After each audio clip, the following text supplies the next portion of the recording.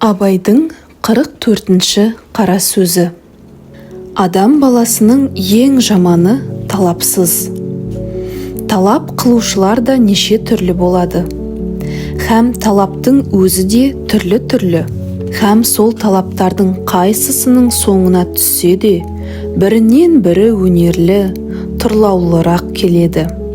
Уә ләкин адам баласы я талапты, я талапсыз болсын, әйтеуір бәрекелдіні керек қылмайтығыны болмайды.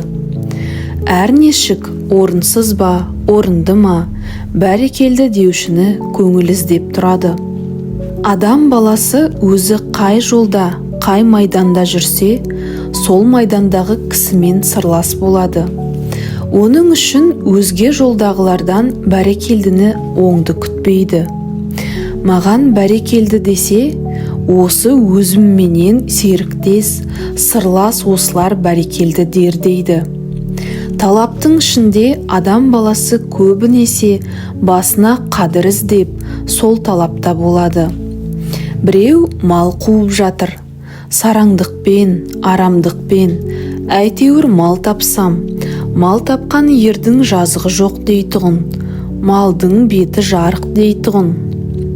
Малдының беті жарық дейтұғын, мақалға сеніп, халықтың түріне қарай, ит те болса, малдыны сөге алмайды деп, бұл мал һәм пайда, һәм қасиет болады бойма дейді.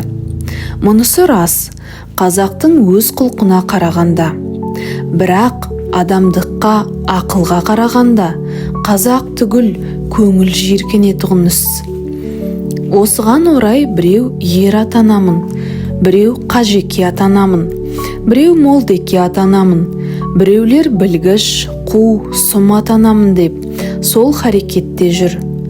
Әр қайсысы қазаққа яки бірі бар, бірі жоқ болса, бағанағы екі бұлдамақ та болып, басына осының бірсыпыра елеу азық болар деген талаппенен қылып жүр.